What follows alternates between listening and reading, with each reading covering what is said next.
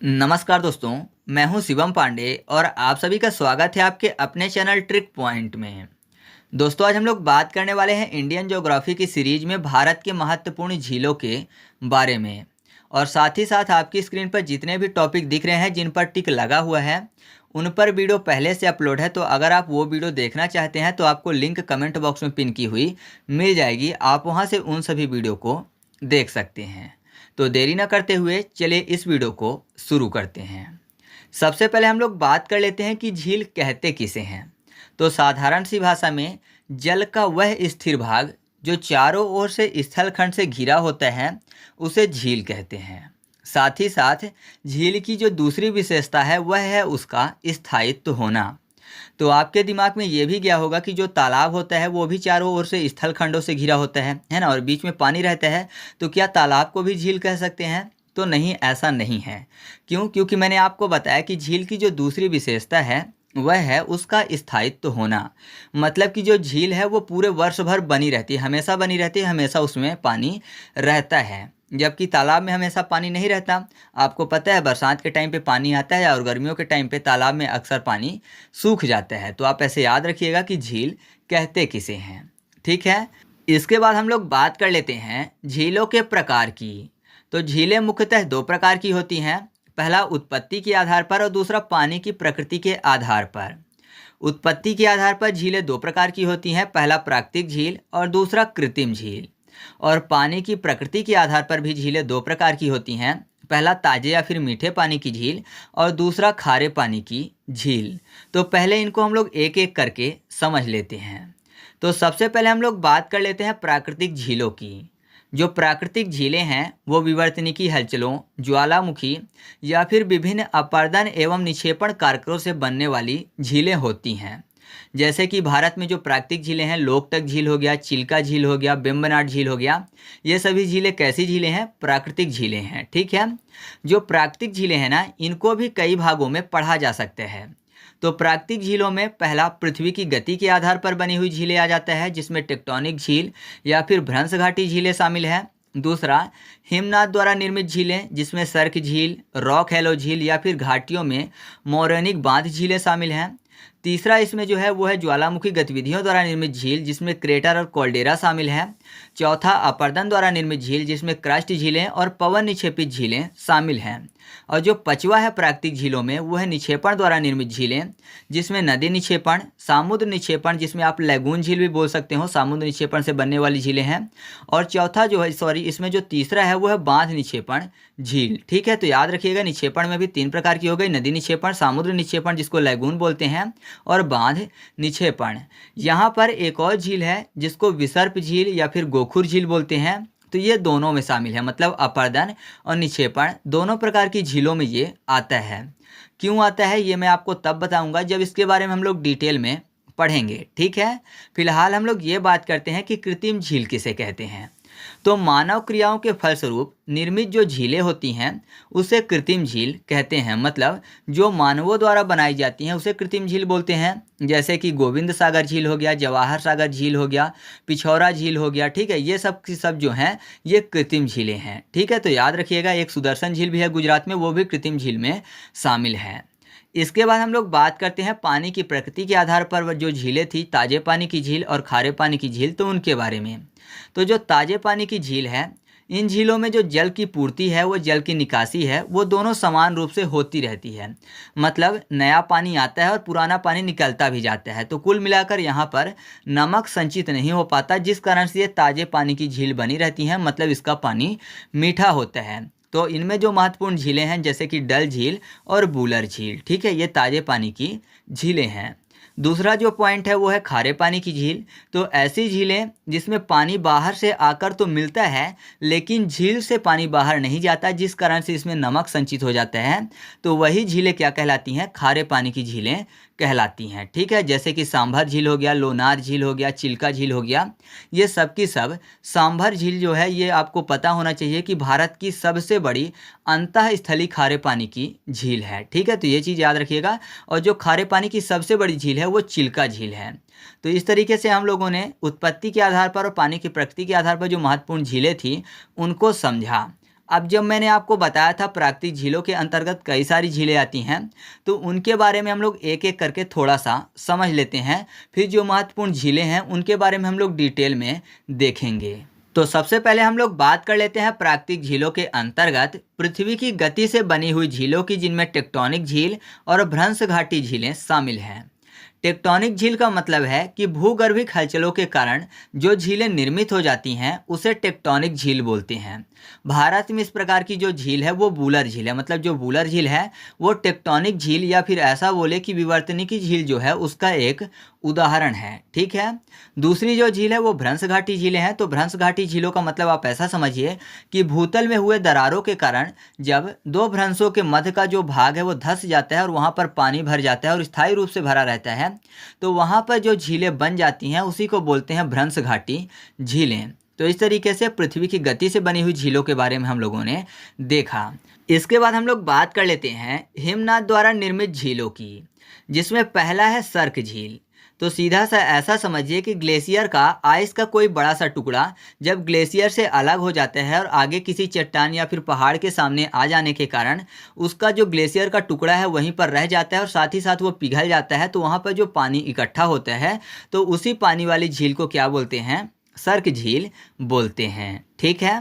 दूसरा है rock hello झील। तो ऐसा समझिए कि ग्लेशियर जो है वो जब धीरे धीरे पिघलता है तो क्या होता है कि जब पिघलेगा तो जाहिर सी बात है वो ग्लेशियर आगे से ख़त्म होता चलेगा। तो जब ग्लेशियर आगे से धीरे धीरे पिघलता है और आगे जो मान लीजिए कोई खड्डा है, तो खड्डा जब धीरे धीरे भरता चला जाता है तो वहाँ पर पानी भर जाने के कारण एक झील की तरह आकृति दिखती है, तो उस झील को क्या बोलते हैं? रॉक हैलो झील बोलते हैं। ठीक है। और साथ ही साथ जो तीसरा पॉइंट है हिमनाद द्वारा निर्मित झीलों में, वो है मौरानिक झीलें या फिर ऐसा बोलिए कि घाटियों के मौरानिक बांध झीलें। तो जब ग्लेशियर का पानी जो है किसी अवसाद के कारण, मतलब कि ग्लेशियर से ही जो अवसाद होते हैं, तो उन्हीं अवसादों के कारण जो है ग्लेशियर का पानी रुक जाता है, आगे नहीं बह पाता, या फिर ऐसा बोले कि जैसे आपको पता है जो ग्लेशियर का पानी है वो नदियों के रूप में भी नीचे बहकर चला आता है ना, हिमालयी जो नदियाँ हैं। तो ग्लेशियर का पानी जब नहीं आ पाता है नीचे, किसी न किसी अवसाद के कारण रुक जाता है, तो वहाँ पर जो निर्मित झीलें हैं उसको बोलते हैं क्या? घाटियों के मौरानिक बांध झीलें, क्योंकि एक बांध की तरह आकृति वहाँ पर बन जाती है। वैसे देखने में जो तीनों हैं एक ही जैसे हैं क्योंकि हिमनाद द्वारा ही निर्मित हैं। ठीक है। इसके बाद हम लोग बात कर लेते हैं उत्पत्ति के आधार पर जो हम लोगों ने बात की थी प्राकृतिक झीलों की। तो प्राकृतिक झीलों में जो तीसरा पॉइंट है वो है ज्वालामुखी गतिविधियों द्वारा निर्मित झीलें, जिसमें था क्रेटर और कॉल्डेरा झील। तो क्रेटर आप समझते हैं कि ज्वालामुखी का जो मुख होता है उसको क्रेटर बोलते हैं। तो ऐसा समझिए कि जब कोई ज्वालामुखी फटता है तो बाद में जब धीरे धीरे वो शांत हो जाता है, लावा निकलना बंद हो जाता है, तो उसके मुख में जब पानी जमा हो जाता है तो उसको क्या बोलते हैं? क्रेटर झील बोलते हैं। और अगर वो क्रेटर झील बड़ा हो, मतलब कि भाग में बहुत बड़ा हो, तो उसको बोलते हैं कोल्डेरा झील। यानी क्रेटर झील का बड़ा भाग क्या बोला जाता है? कोल्डेरा झील बोला जाता है। ठीक है। इसके बाद हम लोग बात कर लेते हैं अपरदन द्वारा निर्मित झीलों की, जिसमें दो महत्वपूर्ण झीलें आती हैं, क्रास्ट झीलें और पवन अपर्दित झीलें। वैसे पवन निक्षेपित झीलें भी होती हैं, मैं आपको समझा दूंगा कैसे। तो सबसे पहले हम लोग बात कर लेते हैं क्रास्ट झीलों की। तो ऐसा समझिए कि नदी कहीं से गुजर रही है और नदी के सामने कहीं ऐसी चट्टान आ गई जो कि जल में घुल जाती है, या फिर चूना पत्थर की चट्टान है, तो जाहिर सी बात है जल से वो धीरे धीरे खत्म हो जाएगी, यानी अपर्दित हो जाएगी। और वहीं पर अगर नई स्थलाकृत बन जाती है और पानी भर जाता है तो उसी को क्या बोलते हैं? क्रास्ट झीलें बोलते हैं। ठीक है। दूसरा हम लोग बात कर लेते हैं पवन अपर्दित झीलों की, यानी हवाओं के द्वारा मान लीजिए कि कहीं से जो हवा है वो वहाँ की जो मिट्टियाँ हैं या फिर बालू जो है वहाँ का उड़ा ले जाती है, तो जाहिर सी बात है वहाँ पर कोई खड्डा टाइप का बन जाता है अपर्दन के कारण, तो वो जो झीलें हैं कहलाती हैं पवन अपर्दित झीलें। और जो हवा से बहा कर ले जाती हैं तो जाहिर सी बात है कहीं ना कहीं इकट्ठा करती होंगी, तो मान लीजिए ऐसे ही इकट्ठा कर देती हैं कि बीच में खड्डा टाइप का हो जाता है और चारों तरफ ऊंचा ऊंचा बन जाता है, तो वहाँ पर अगर पानी भर जाता है तो उसको बोलते हैं पवन निक्षेपित झीलें। ठीक है। तो दो प्रकार की होती हैं, पवन अपर्दित झीलें भी होती हैं और पवन निक्षेपित झीलें भी होती हैं। जैसे मैंने आपको समझाया था विसर्प और घोकुर झील भी दोनों में आता है, यानी अपर्दन और निक्षेपण दोनों में आता है। तो अब हम लोग बात कर लेते हैं सीधा सा गोखुर या फिर विसर्प झीलों की ही। तो ऐसा समझिए कि नदियां जो है जब मैदानी क्षेत्र में जाती हैं तो जाहिर सी बात है नदियां क्या करती हैं? घुमावदार मार्ग में बहती हैं, यानी जैसे सर्प जो है वो चलता है उसी प्रकार नदियां भी चलती हैं। तो जो घुमावदार वाली आकृति है, तो कभी कभी मान लीजिए नदियों में बहाव तेज से आया, ठीक है, या फिर बाढ़ के टाइम पे, तो घुमावदार ना होकर नदियाँ धीरे धीरे काटती रहती हैं आगे वाले हिस्से को और सीधा बहना शुरू कर देती हैं। तो जो घुमावदार वाला हिस्सा है वहाँ पर धीरे धीरे अवरोध भी खड़ा हो जाता है, और साथ ही साथ मैंने आपको बताया कि सामने वाला जो हिस्सा है उसको काट के नदियाँ सीधा बहने लगती हैं। तो काट दी तो जाहिर सी बात है, काटने के कारण क्या बोलेंगे, उसका अपर्दन बोलेंगे, क्योंकि अपर्दित हो गई वहाँ की मिट्टी। और मैंने आपको बताया कि जब काट देती हैं तो बगल में जो घुमाव वाला क्षेत्र था वहाँ पर जो है कोई ना कोई अवसाद भी जमा कर देती हैं। तो अवसाद का जमा होना मतलब क्या होता है, निक्षेपण।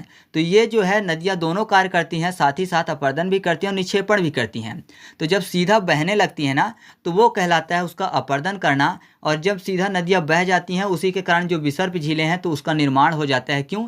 क्योंकि किनारे वाला जो गोल गोल वाला हिस्सा था वहाँ पर पानी भरा रह जाता है, ठीक है। तो उस कारण से वहाँ पर विसर्प झीलें या फिर गोखुर झीलों का निर्माण हो जाता है। गोखुर में शब्द आपको मिल जाएगा गोखुर, मतलब गायों का खुर, या फिर ऐसा बोलिए कि खुर मतलब पैर होता है, तो उनकी आकृति का दिखने लगता है। तो सीधा साफ समझिएगा कि ये अपर्दन और निक्षेपण दोनों के कारण इसका निर्माण होता है, जैसे पवन अपर्दित और पवन निक्षेपित झीलें भी होती हैं, ठीक है।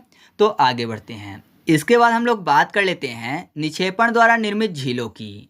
तो निक्षेपण द्वारा निर्मित झीलों में पहला है नदी निक्षेपण झील, जिसके अंतर्गत आता है गोखुर या फिर विसर्प झील। दूसरा जो है वो है समुद्र निक्षेपण झील, जिसमें लैगून झील आती है। और तीसरा है बांध निक्षेपण झील। अगर आप अपर्दन और निक्षेपण में कंफ्यूज हैं तो सीधा सा समझिएगा, अपर्दन मतलब होता है इरोजन, मतलब ऐसा समझिए कि कहीं की मिट्टी है, नदी ने उसको बहा दिया, ठीक है, नदियों ने कहीं की मिट्टी को काट दिया है और वहाँ पर नई आकृति का निर्माण कर दिया है, तो उसको क्या बोलेंगे कि वहाँ की मिट्टी अपर्दित हो गई है। और जो अपर्दित की गई थी मिट्टी जब नदियाँ बहाकर आगे कहीं ले जाती हैं और कहीं पर अलग जगह डिपॉजिट कर देती हैं और वहाँ पर नई आकृति का निर्माण करती हैं, मतलब बहाई हुई मिट्टी को ले जाकर कहीं नई आकृति का निर्माण करेंगी, तो उसको बोलेंगे निक्षेपण। मतलब डिपॉजिट कर दिया ले जाकर तो निक्षेपण हो गया, और इरोजन कर दिया तो उसको अपर्दन बोलेंगे, ठीक है। तो नदी निक्षेपण में मैंने आपको बता ही दिया पहले ही कि कौन सी झील आएगी, विसर्प या फिर गोखुर झील, ठीक है। जो विसर्प या फिर गोखुर झील है उसमें अपर्दन और निक्षेपण दोनों काम होता है, मैंने आपको समझा ही दिया कैसे। तो नदी निक्षेपण के अंतर्गत वही आएगी। दूसरा जो था समुद्र निक्षेपण, जिसमें लैगून झील मैंने आपको बताया। तो लैगून झील के बारे में आप ऐसा समझिए कि समुद्र क्षेत्र में जो तटीय क्षेत्र होता है ना, तो तटीय क्षेत्र में जब पानी स्थल भाग में घुस जाता है समुद्र का, और बाद में क्या होता है कि धीरे धीरे वहाँ पर बालू का अवरोध खड़ा हो जाता है। मतलब समुद्र का पानी तो स्थल भाग में घुस गया तटीय वाले क्षेत्र में, और बाद में वहाँ पर बालू का अवरोध खड़ा हो गया, जिस कारण से पानी समुद्र की तरफ दोबारा लौट कर नहीं जा पाया। तो वहाँ पर झील का निर्माण हो गया, तो उस झील को क्या बोलेंगे, लैगून झील, ठीक है। और कभी कभी ऐसा भी होता है कि बांध के निक्षेपण से भी झीलें बन जाती हैं, तो आप ऐसे याद रखिएगा कि उन झीलों को क्या बोलते हैं, बांध निक्षेपित झीलें, जो कि निक्षेपण द्वारा निर्मित होती हैं, और ये भी एक प्राकृतिक झीलों के अंतर्गत शामिल की जाती हैं, ठीक है। तो इस तरीके से हम लोगों ने झीलों के प्रकार को अच्छे से समझा, जो कि मुख्य रूप से प्राकृतिक झीलों के अंतर्गत ये सभी झीलें आती थी। अब हम लोग एक एक करके जो भारत की महत्वपूर्ण झीलें हैं उनके बारे में चर्चा कर लेते हैं, ठीक है। तो सबसे पहले हम लोग बात कर लेते हैं सुदर्शन झील की। जो सुदर्शन झील है ये गुजरात के गिरनार में स्थित है। इसका जो निर्माण है वो चंद्रगुप्त मौर्य के आदेश पर उसका प्रांतीय शासक पुष्यगुप्त द्वारा करवाया गया था। बाद में सम्राट अशोक और महामात्य तुषास्प ने इसका पुनर्निर्माण करवाया था, और उसके बाद जो स्कंदगुप्त था उसने इस झील में एक बांध का निर्माण भी करवाया था, ठीक है। और क्योंकि ये इंसानों द्वारा बनाई गई है तो जाहिर सी बात है कि यह एक कृत्रिम झील है, ठीक है। तो इस तरीके से आप सुदर्शन झील के बारे में इतनी चीज़ें याद रखिएगा। इसके बाद हम लोग बात कर लेते हैं जयसमंद झील की। जो जयसमंद झील है ये राजस्थान में स्थित एक कृत्रिम झील है। इसे ढेबर झील के नाम से भी जाना जाता है, मतलब जयसमंद झील का दूसरा नाम क्या है, ढेबर झील है, ठीक है। और मैं आपको बता दूं कि इसका निर्माण महाराणा जय सिंह ने 1711 से 1720 ईस्वी के बीच में करवाया था। तो इतनी चीज़ें आपको जयसमंद झील के बारे में याद रखनी है। इसके बाद हम लोग बात कर लेते हैं ऊटी झील की। तो जो ऊटी झील है ये तमिलनाडु के ऊटी में स्थित एक कृत्रिम झील है। इसका निर्माण 1825 में यहाँ के पहले कलेक्टर जॉन सुविलियस ने करवाया था। जाहिर सी बात है, कलेक्टर जॉन सुविलियस ने करवाया था तो इंसान ने करवाया, इस कारण से ये कौन सी झील है, कृत्रिम झील है, ठीक है। इसके बाद हम लोग बात कर लेते हैं कोलेरू झील की। तो जो कोलेरू झील है यह आंध्र प्रदेश में स्थित ताजे पानी की एक झील है। यह कृष्णा और गोदावरी नदी के डेल्टा के बीच में स्थित है। और साथ ही साथ मैं आपको बता दूं कि यहाँ सर्दियों के समय में साइबेरियाई पक्षी काफ़ी ज़्यादा मात्रा में आते हैं। ठीक है, तो कोलेरू झील के संबंध में आपको ये याद रखना है कि ये कृष्णा और गोदावरी नदी के डेल्टा के बीच में स्थित है। और किस राज्य में स्थित है? तो आंध्र प्रदेश राज्य में स्थित है। इसके बाद जो अगली झील है वो है चिल्का झील। जो चिल्का झील है ये भारत के उड़ीसा राज्य में स्थित एक खारे पानी की लैगून झील है। लैगून झील मैंने आपको पहले ही समझा दिया कि लैगून झील किसे कहते हैं। तो याद रखिएगा, जो चिल्का झील है ये खारे पानी की एक लैगून झील है और ये भारत की सबसे बड़ी तथा विश्व की दूसरी सबसे बड़ी तटीय या फिर समुद्री झील या फिर बोल सकते हैं आप कि लैगून झील है। ठीक है, भारत की तो सबसे बड़ी है ही, साथ ही साथ विश्व की भी दूसरी सबसे बड़ी तटीय लैगून या फिर समुद्री झील है। और ये एशिया की और भारत की सबसे गहरी झील भी है। और साथ ही साथ याद रखिएगा कि ये भारत की खारे पानी की सबसे बड़ी झील भी है। ठीक है, तो इतनी चीज़ें आपको चिल्का झील के संबंध में याद रखनी है। इसके बाद हम लोग बात कर लेते हैं वुलर झील की। जो वुलर झील है ये जम्मू कश्मीर में स्थित है। इसका प्राचीन नाम महापद्मसर था। और साथ ही साथ याद रखिएगा कि ये भारत की मीठे पानी की सबसे बड़ी झील है और इसमें एक परियोजना भी संचालित की जाती है जो है तुलबुल परियोजना। इसकी उत्पत्ति के संबंध में मैंने आपको पहले ही बताया कि इसकी जो उत्पत्ति है वो प्लास्टोसीन युग में विवर्तनिकी क्रियाओं के कारण हुआ है। और ये जो झील है ये झेलम नदी से जल प्राप्त करती है। तो इतनी चीज़ें आप वुलर झील के संबंध में याद रखिएगा। इसके बाद हम लोग बात कर लेते हैं डल झील की। जो डल झील है ये जम्मू कश्मीर में स्थित मीठे पानी की एक झील है। तो डल झील के संबंध में आपको इतनी ही चीज़ें याद रखनी है।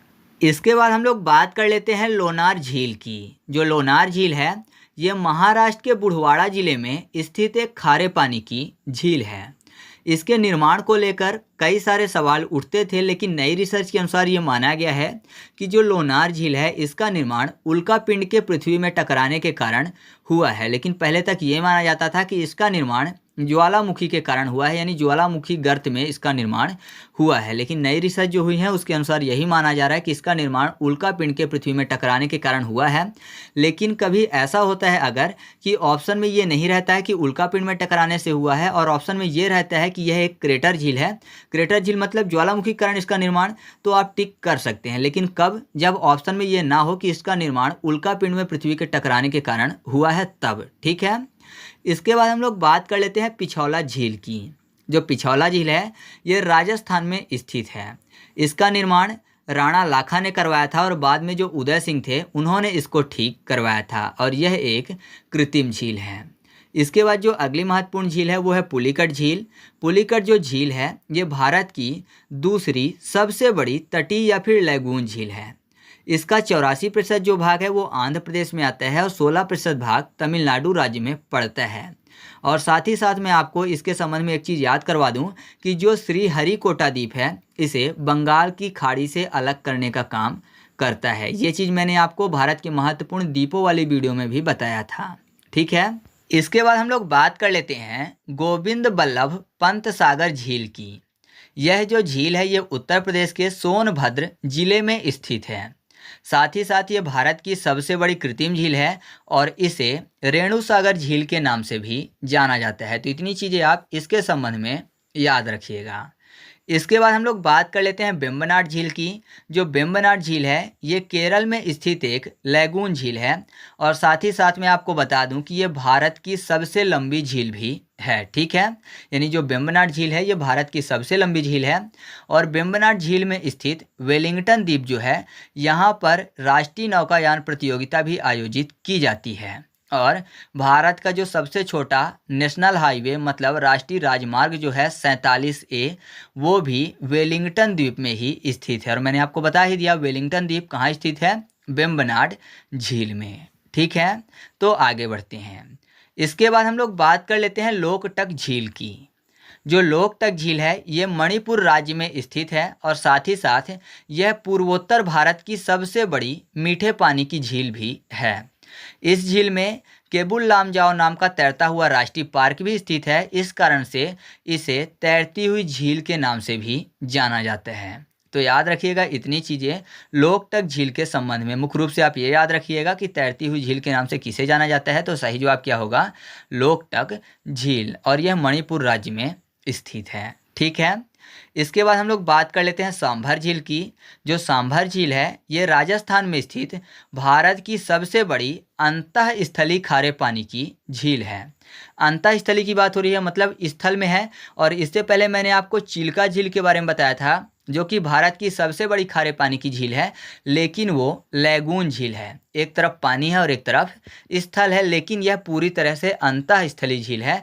तो अगर आपसे पूछा जाता है कि भारत की सबसे बड़ी अंतःस्थलीय खारे पानी की झील कौन सी है, तो सही जवाब क्या होगा, सांभर झील। ठीक है, तो आगे बढ़ते हैं। इसके बाद हम लोग बात कर लेते हैं रूपकुंड झील की।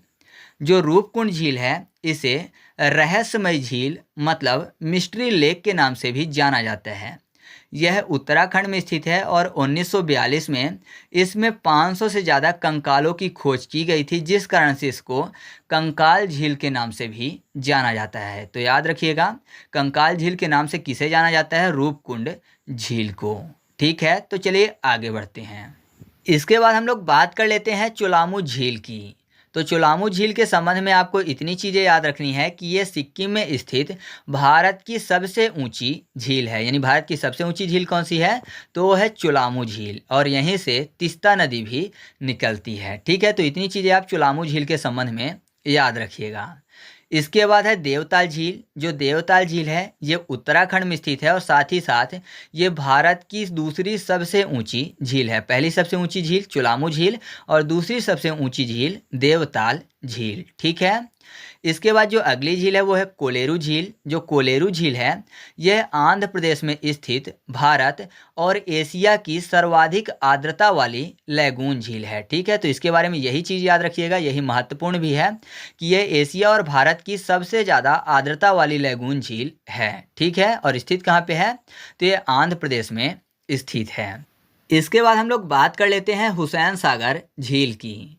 जो हुसैन सागर झील है इसका निर्माण हुसैन शाह वली द्वारा 1565 में करवाया गया था और यह स्थित है हैदराबाद और सिकंदराबाद के बीच में। ठीक है, इसके बाद हम लोग बात कर लेते हैं डीडवाना झील की। जो डीडवाना झील है ये राजस्थान में स्थित है। इसके संबंध में आप ये याद रखिएगा कि यह वायु द्वारा निर्मित एक महत्वपूर्ण झील है। ठीक है, इसका निर्माण कैसे हुआ है, तो वायु द्वारा हुआ है। मैंने आपको बताया था वायु के अपर्दन और निक्षेपण के बारे में, तो उसके द्वारा ही इसका निर्माण हुआ है। ठीक है, इसके बाद हम लोग बात कर लेते हैं कोडाई कनाल झील की। तो कोडाई कनाल झील के संबंध में आप ये याद रखिएगा कि यह तमिलनाडु में स्थित एक कृत्रिम झील है। ठीक है, अगला जो है वो है चपनाला झील। जो चपनाला झील है वो असम राज्य में स्थित है। ऐसे ही आपकी स्क्रीन पर बहुत सारी झीलों के नाम दिख रहे हैं, उसके संबंध में आपको केवल राज्यों के नाम याद रखने हैं कि वो झील किस राज्य में स्थित है। वैसे मैं झील और राज्यों को याद करने की वीडियो अलग से लाऊंगा ट्रिक के साथ, तो इसके बाद वाली जो वीडियो होगी उसी पर डिपेंड होगी। तो अगर आप चैनल पर पहली बार आए हैं तो चैनल को सब्सक्राइब जरूर कर लीजिएगा, जिससे कि अगली वाली वीडियो के नोटिफिकेशन आपको मिल सके। और हाँ, अगर आप इसका फुल MCQ टेस्ट सॉल्व करना चाहते हैं तो टेलीग्राम पर जाकर सर्च करिएगा ट्रिक पॉइंट क्विज और ग्रुप को ज्वाइन कर लीजिएगा। वहाँ पर इसका आपको क्विज सॉल्व करवा दिया जाएगा। और PDF चाहिए तो PDF के लिए टेलीग्राम पर जाकर सर्च करिएगा ट्रिक पॉइंट और चैनल को ज्वाइन कर लीजिएगा। वहाँ पर आपको फ्री में PDF मिल जाएगी। ठीक है, तो चलिए मिलते हैं अगले वीडियो में, तब तक के लिए जय हिंद।